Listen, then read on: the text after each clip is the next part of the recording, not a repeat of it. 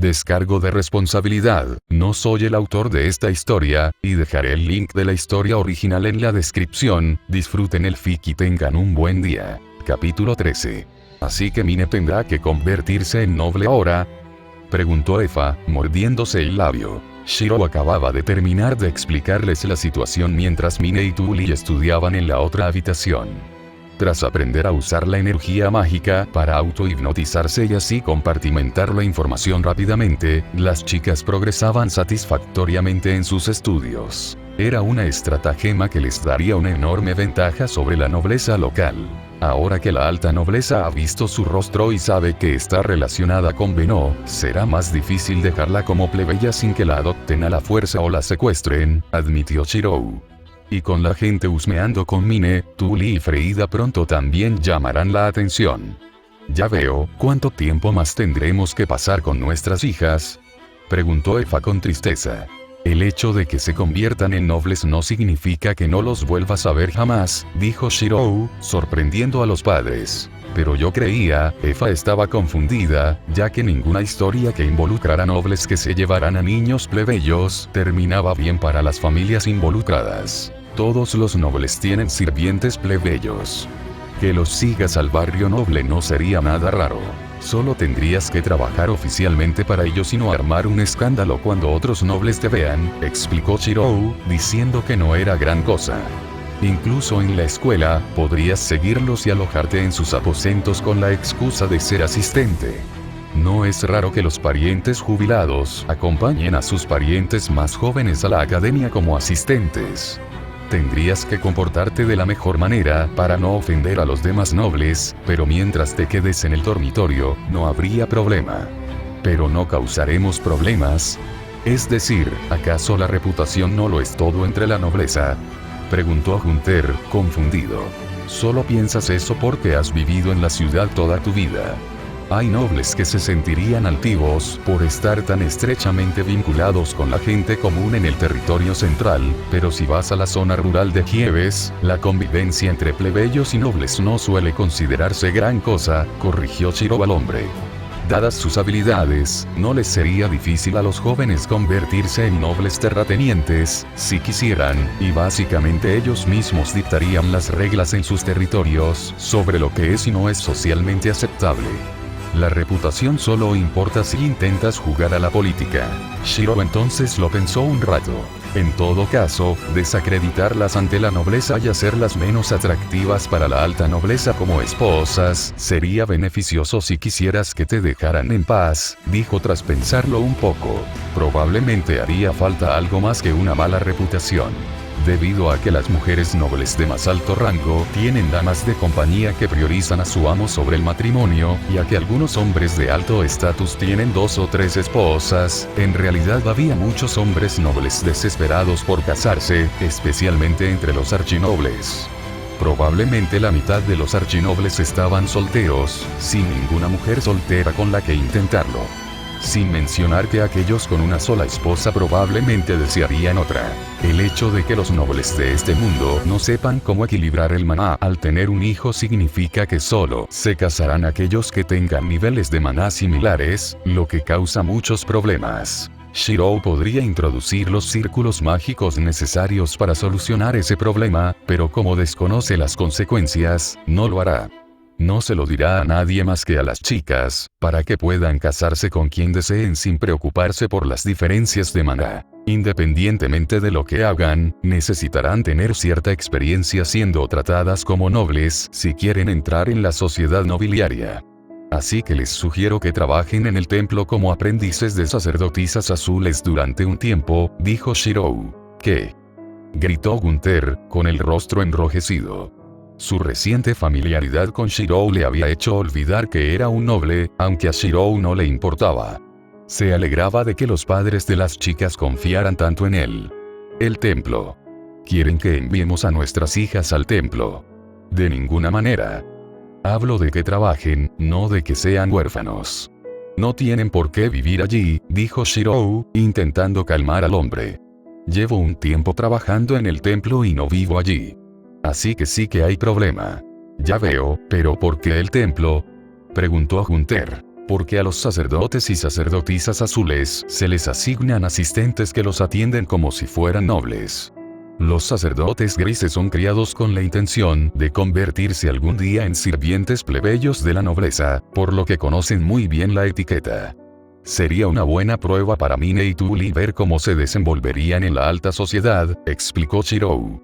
¿Y se les permitirá volver a casa todos los días?, preguntó Efa, algo preocupada. Hace poco, los Zend me restituyeron como candidato a archiduque, así que no hay nadie que pueda suplantarme en el templo si les digo que se vayan, respondió Shirou. Aunque el arzobispo ostentaba técnicamente el rango más alto en el templo, en realidad no era un noble. Tras recuperar su rango, Shirou podía fácilmente darle órdenes. Además, Sylvester le había ordenado a Shirou que investigara la desaparición de los cálices. Si bien encontrar pruebas era imposible, utilizaría la amenaza de investigar a fondo a los demás sacerdotes azules y a sus familias como medio para obligarlos a someterse. ¿Cuándo empezarían?, preguntó Efa después de que ella y Gunther debatieran un momento. Tendríamos que hacerles unas túnicas a medida y organizar a los asistentes, así que, el mes que viene, sugirió Shirou. De acuerdo, pero si pasa algo raro, quedan fuera. ¿Entendido?, dijo Gunther. Por supuesto, respondió Shirou asintiendo con la cabeza. Necesitaba ir a hacer el papeleo antes del bautizo de Mine, porque algo iba a pasar, y quería que Besewans entrara de lleno en ese lío sin tener ni idea, pero sin poner en riesgo la libertad de la chica. No estaba seguro de si debía culpar a Ferdinand o a Rin por este tipo de intrigas, pero de cualquier manera, ya era hora de que hiciera algo con ese inútil. Hoy era el gran día. Todos se habían reunido en la fuente situada en el lado sur de la ciudad para animar a los niños pequeños que estaban a punto de entrar en sociedad a la tierna edad de 7 años. Para Mine, el bautismo no fue tan importante como para los demás niños. Olvídese de convertirse finalmente en una verdadera aprendiz de artesana. Ya se había adentrado en el mundo empresarial y dirigía su propio taller. Incluso estaba dispuesta a comprar y absorber a su competencia por primera vez. Solo necesitaba un par de semanas más antes de que sus gremios se empobrecieran lo suficiente como para desaparecer ante ella. Aún así, pudo disfrutar del ambiente, con todo el mundo animándolos. Mine llamó bastante la atención por su atuendo. No es que hubiera gastado mucho dinero en ello. De hecho, era una prenda heredada del bautizo de su hermana mayor, solo que un poco modificada. Como era mucho más baja que Tuli, el vestido blanco que se usó en el bautizo le quedaba unos 10 centímetros largo. Así que, para acortarlo, Mine sugirió doblarlo para formar volantes, en lugar de cortarlo. Al ser los volantes más llamativos y asociados con la clase mercantil adinerada, el vestido de Mine destacaba. Lo mismo ocurría con su horquilla de mayor calidad, hecha por Tuli con auténtica magia para que pareciera más real que las flores de verdad, y con su cabello brillante y su piel tersa. Otro aspecto que la hacía destacar era el hecho de que, a diferencia de los demás niños, ella iba en brazos. A pesar de la mejoría en su salud, su padre no quiso arriesgarse a que se desmayara de camino al templo, así que la llevaba en brazos en su día especial, mientras ella saludaba a la gente que la observaba, entre ellos Tuli y su madre, Beno y la gente de la tienda, varias personas que ahora trabajaban directamente para ella, Freida y su familia, y otras a las que no recordaba bien, pero que por alguna razón seguían animándola por su nombre. El desfile duró hasta que llegaron a la puerta del templo, donde Gunther tuvo que bajar a Mine, ya que no le permitían entrar con ella, y Lutz se convirtió en su guía.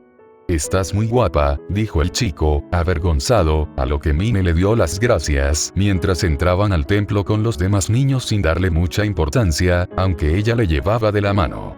Pobre Lutz. En defensa de Mine, él tenía 7 años y ella tenía la madurez de una veinteañera, aunque actuara de forma infantil.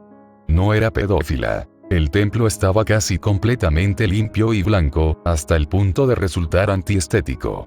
Su construcción evocaba la estética de los templos griegos, y Mine podía sentir claramente la energía sagrada que lo envolvía. Tras su llegada, los niños fueron conducidos a una sala que contenía 7 estatuas, dispuestas 2 en la parte trasera, una en el medio y 4 en la parte delantera, cada una sosteniendo una reliquia sagrada diferente, cada una de las cuales Mine reconoció de su entrenamiento con Shirou, ya que, si bien no había practicado con todas ellas, al menos él se las había mostrado a los niños. Tuli y Freida habían practicado con el báculo de la diosa del agua y el escudo de la diosa del viento, y se les había permitido tocar la corona de la diosa de la luz y el manto del dios de la oscuridad, aunque estaba prohibido enseñarles sus bendiciones debido a su peligrosidad, pues poseían el poder de destruir y crear. No habían tocado la lanza del dios del fuego, la espada del dios de la vida ni el cáliz de la diosa de la tierra. La lanza y la espada se consideraban demasiado peligrosas para los niños, y Shirou no era muy bueno haciendo réplicas del cáliz. Era asombroso el nivel de detalle de las réplicas de Shirou. Mine no podía distinguir entre las originales y las falsificaciones que había visto antes. Antes de que comenzara el bautismo propiamente dicho, a cada niño se le hizo donar sangre, presionándola contra una placa de metal que les entregó un sacerdote azul. Supuestamente, esto era para registrar a los niños como ciudadanos, pero según Shirou, en realidad formaba parte de un ritual utilizado para ejecutar a los traidores del Estado, arrebatándoles el alma con el poder del dios de la oscuridad, lo que hizo que Mine se mostrara un poco reacia, pero no había forma de evitarlo para siempre. Shirou admitió que cortó su conexión con su placa hace mucho tiempo para evitar ser asesinado a distancia. Pero nadie tenía ningún motivo para querer matar a Mine, así que estaría a salvo, ¿verdad? Odiaba tener que donar sangre y consideró proyectar una herramienta mágica para evitarlo, pero después de lo sucedido en la finca del archiduque, aprendió la lección y no haría alarde innecesario de que podía usar magia. Una vez que todos los niños fueron registrados con una placa, los llevaron frente a las estatuas y otro sacerdote azul utilizó una herramienta mágica que silenció las voces de todos los niños, haciendo que sus conversaciones no fueran más que un susurro. Hace 5 meses, semejante herramienta mágica le habría parecido asombrosa a Mine, pero ahora estaba bastante segura de poder fabricarla ella misma, usando como base la herramienta antiespionaje, invirtiéndola, reduciendo su frecuencia y conectándola a una piedra Fey mediante magia de alteración. Probablemente le llevaría como máximo 10 o 20 minutos. Sin embargo, uno de esos sería estupendo para su biblioteca. Una herramienta que garantizaría que la gente tuviera la tranquilidad necesaria para leer en paz. Probablemente, el consumo de maná y el alcance serían factores importantes. Era una herramienta mágica costosa de mantener activa.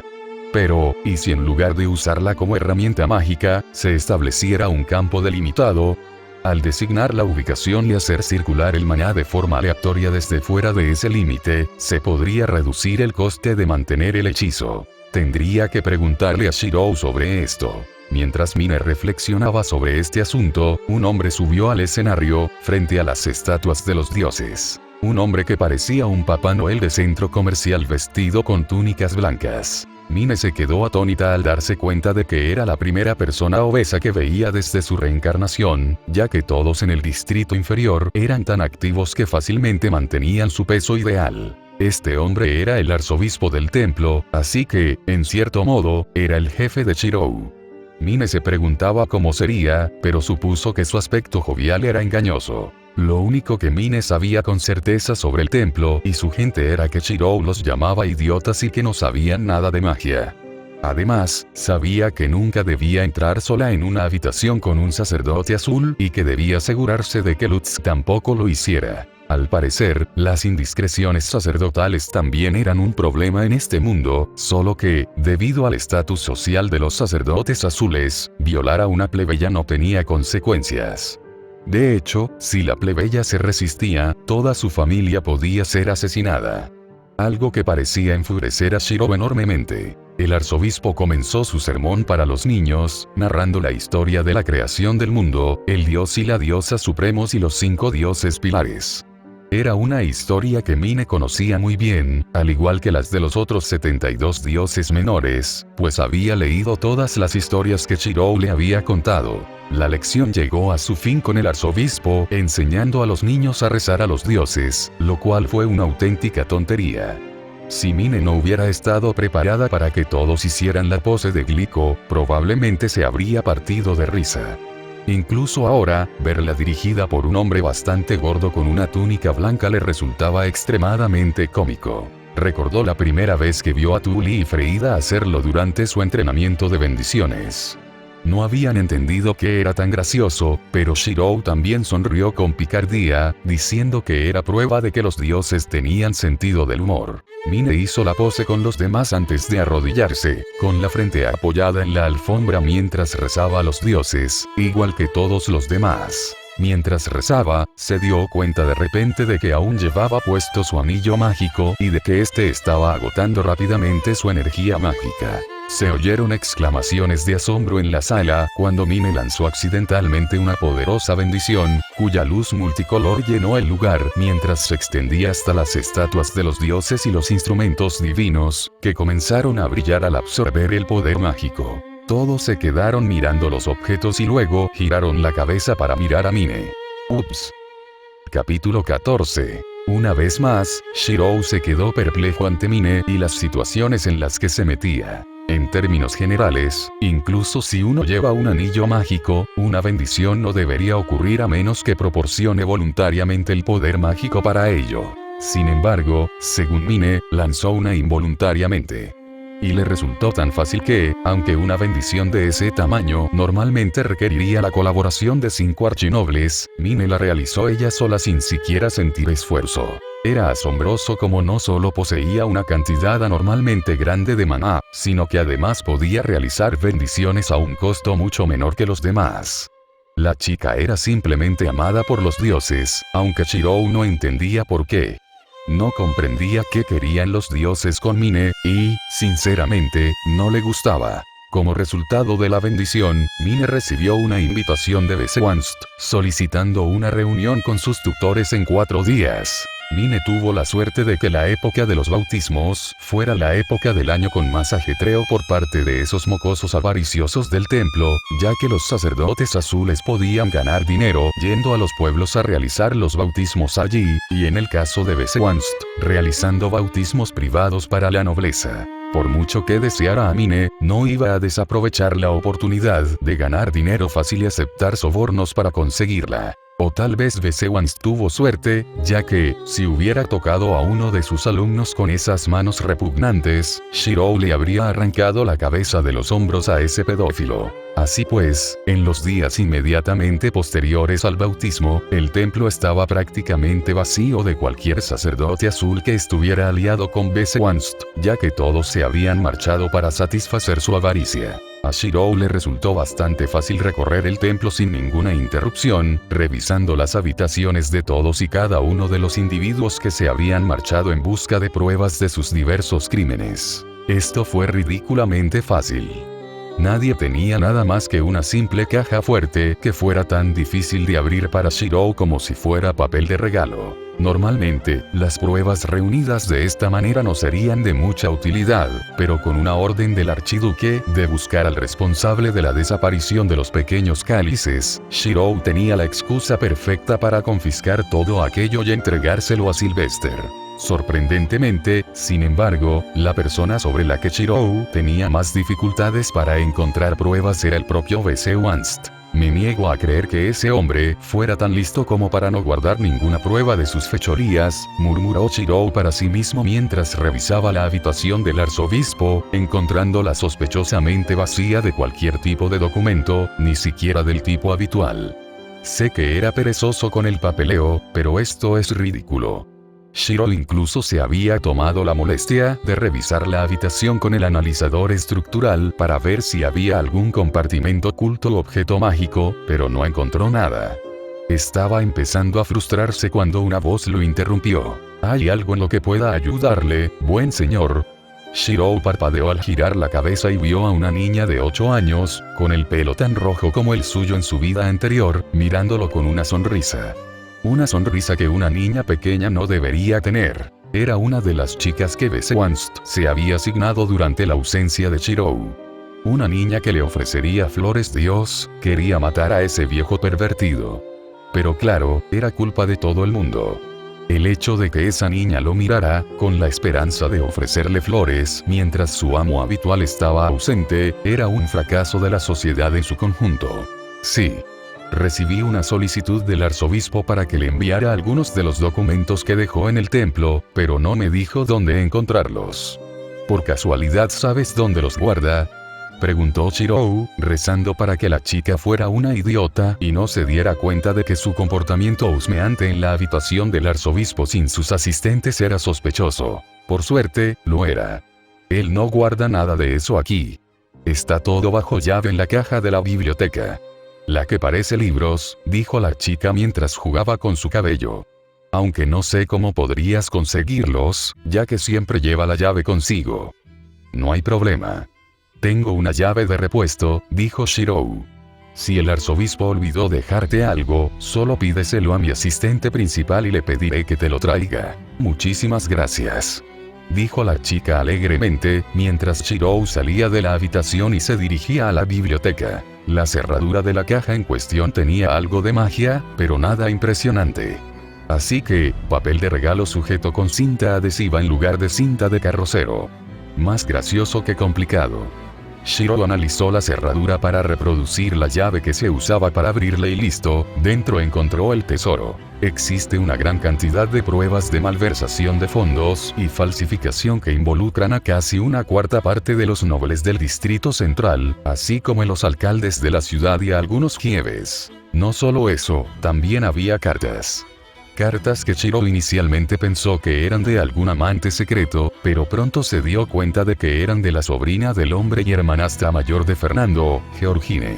Los recuerdos que Shirou tenía de Georgine eran limitados, ya que no creía que Fernando la hubiera conocido nunca en persona, pero sabía que ella había tenido un conflicto con Silvestre sobre quién sería el próximo Au, y que, como resultado, la enviaron a un ducado vecino, convirtiéndose en la tercera esposa para que no causara problemas. Decir que había resentimiento entre ella y Sylvester probablemente era cierto, ya que ella habría sido Au si Sylvester no hubiera nacido, y en algún momento intentó asesinar a su hermano pequeño, lo que provocó la muerte de los amigos más cercanos de la infancia de Sylvester.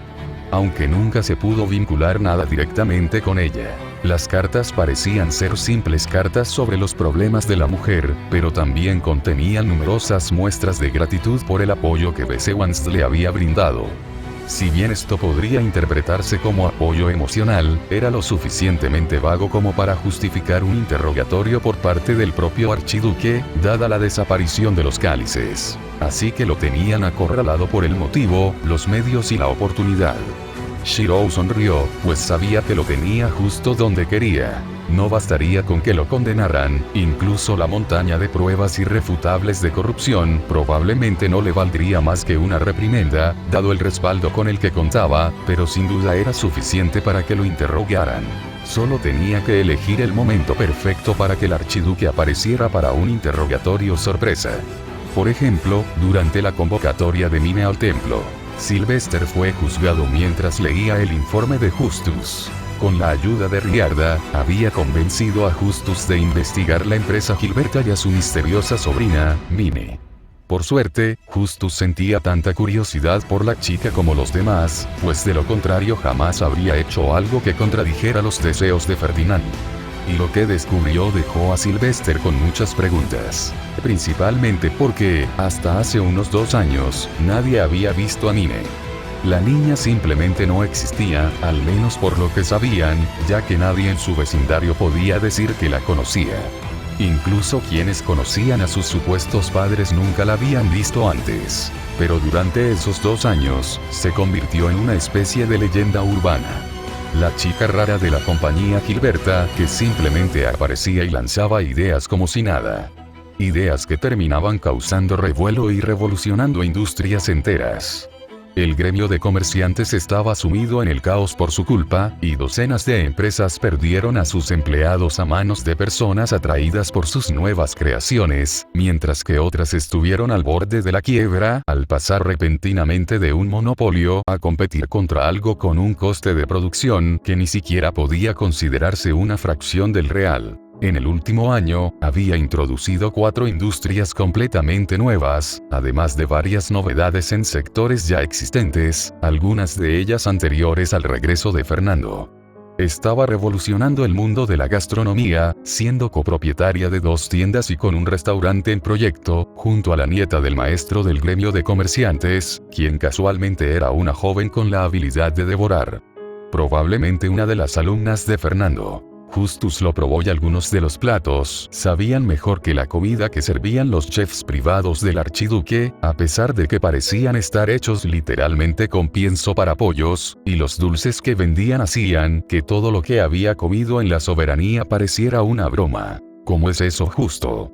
Normalmente, uno asumiría que alguien más estaba fabricando esas cosas en nombre de la chica, pero Sylvester la había conocido, la había escuchado hablar y sabía que la chica era la verdadera fuente de todo. Justus lo resumió a la perfección, diciendo que la niña era extraordinaria, con una inteligencia y un poder mágico sobrenaturales. Si Fernando había sido un genio, esta niña Mine era una niña prodigio. Sin embargo, el propio Fernando no parecía ver nada fuera de lo común en ella, actuando como si su inteligencia fuera adorable en lugar de asombrosa. Como si tener 3 docenas de inventos registrados en el gremio de comerciantes antes de su bautismo no fuera gran cosa. Simplemente le sonrió como un padre cariñoso mientras ella explicaba cosas que dejaban boquiabiertos a los nobles con la elocuencia de una profesora de la academia. Justus finalmente logró localizar a Tully, la supuesta hermana mayor de la chica, y afirmó que no se parecían en absoluto. Tenían diferente color de pelo y ojos, distinto tono de piel y rasgos faciales diferentes. Si bien no era imposible, era muy improbable que 2 hermanas biológicas fueran tan diferentes. Tully también llevaba herramientas mágicas de alto nivel, lo que la identificaba como una niña con la habilidad devoradora, probablemente la tercera estudiante que Ferdinand había mencionado. Justus teorizó que Fernando había escondido a su hija en la ciudad baja, entregándola a una familia pobre que tenía un hijo devorador a cambio de las herramientas mágicas necesarias para sobrevivir, herramientas que jamás habrían podido costear en 100 años. Sin duda, era más probable que hubiera 2 niños devoradores en la misma familia. Esta teoría tenía sentido, sobre todo si se tiene en cuenta que Ferdinand tenía a Verónica pisándole los talones. Solo quedaba la incógnita de quién era la madre, algo que ni siquiera el propio Ferdinand sabía. Dado que Fernando la habría tenido cuando tenía unos 14 años, debió ser cuando prácticamente vivía todo el año en la Real Academia como asistente de investigación para mantenerse alejado de Verónica, así que la madre debió ser una chica que conoció allí. No es que eso redujera las posibilidades, ya que la gente entraba y salía de allí constantemente. Aunque como un candidato a archiduque podía tener un hijo sin que nadie se diera cuenta era algo incomprensible para él. Claro que, tampoco nadie sabía quién era la madre de Fernando. También estaba la cuestión de qué iban a hacer con Mine. Sylvester quería animar a su hermano a que la reclamara abiertamente, ya que así sus industrias se integrarían a los asuntos oficiales de Ehrenfest, lo que impulsaría enormemente la posición de su ducado.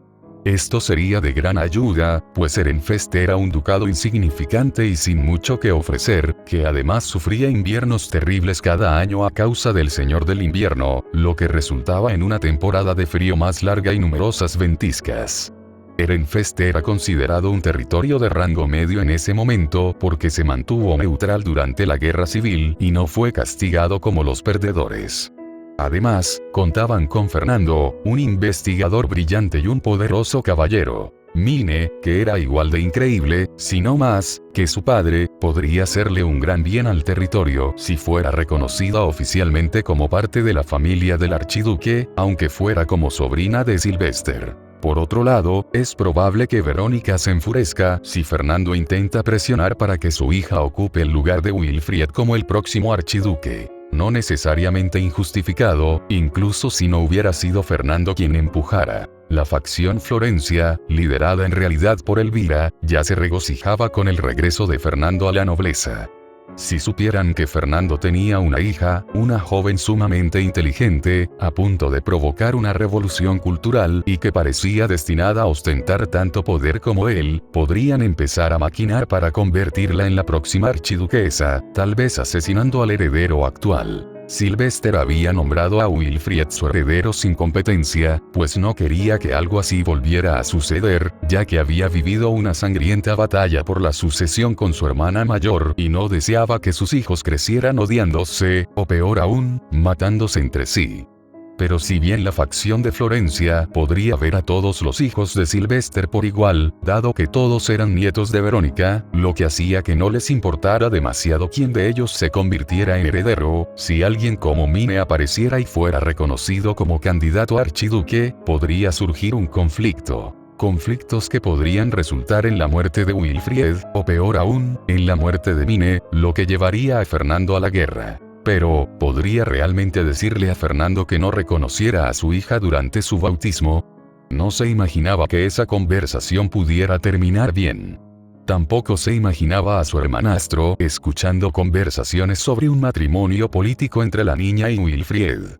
Sería una gran hipocresía por parte de Silvestre, ya que él se negaba a formar parte de un matrimonio político. El comportamiento de Fernando hacia la muchacha le recordó a Silvestre las historias de Wigelieve, el dios de la vida, y cómo éste se obsesionaba con su hija Mestionora, la diosa de la sabiduría, tanto como con su esposa. Recordó cómo el padre celoso atacaba a cualquiera de sus compañeros dioses si se interponían entre él y su hija, intentando atravesarlos con la espada que era su símbolo divino. Ahora que Sylvester lo pensaba, no se suponía que Mestionora tenía el pelo azul oscuro y los ojos dorados, igual que Mine. El pelo de Ferdinand también se había estado volviendo blanco desde su experiencia cercana a la muerte, igual que el de Wigelieve. Mientras Sylvester reflexionaba sobre esta comparación, un pájaro blanco entró volando en la habitación y comenzó a soltar un mensaje de Ferdinand. He encontrado pruebas importantes y necesito reunirme con usted de inmediato. He encontrado pruebas importantes y necesito reunirme con usted de inmediato. He encontrado pruebas importantes y necesito reunirme con usted de inmediato. El mensaje se repitió 3 veces antes de que el pájaro volviera a transformarse en un feistone. Al parecer, Sylvester tendría que posponer la solución del problema de Ferdinand y Mine para más adelante. Por ahora, tenía otros asuntos que atender.